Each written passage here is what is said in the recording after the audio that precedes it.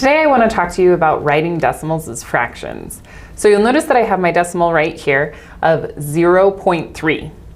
Now it doesn't really help us very much if we talk about numbers by just actually articulating what digits we're seeing and the decimal point. So one of the first things that I would encourage you to do is think about how to actually say this decimal. Instead of saying 0.3, we could actually say this decimal as 3/10.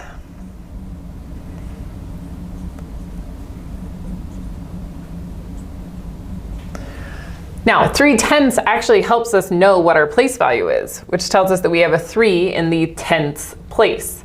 In other words, I can rewrite this as 3 divided by 10, or 3/10. So this right here happens to be the fractional equivalent of my decimal of 3/10.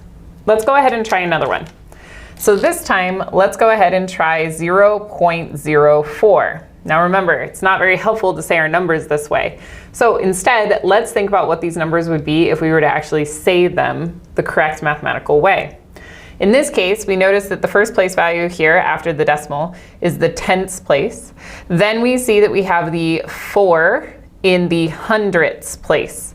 So this right here is our hundredths place.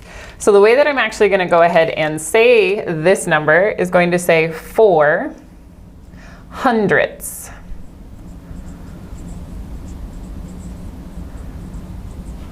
Now with 4 hundredths, I can actually go ahead and write this as a fraction. So I know that I have 4 hundredths, or 4 out of 100. Now, you might be thinking to yourself, hey, that can be simplified. And you're right, we completely can simplify this.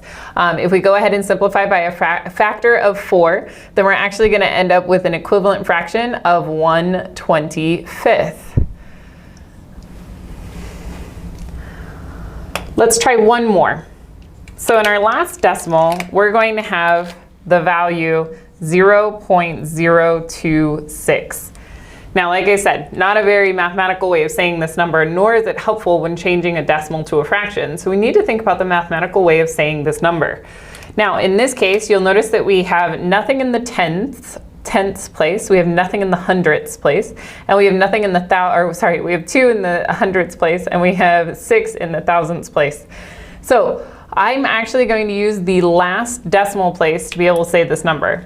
So the way that I would say this value, this decimal, is 26 thousandths.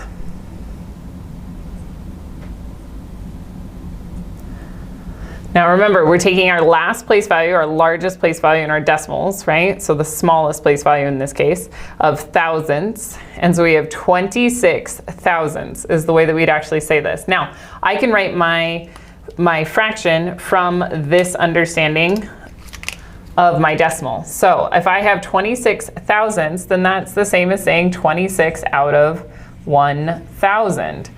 Now you may notice right here that once again we can go ahead and simplify our fraction. So we can make an equivalent fraction by reducing by a factor of 2 in the numerator and the denominator, which will end up giving me 13/500ths. So this right here will be the fractional equivalent of 26 thousandths. I hope you found this video helpful in writing decimals as fractions.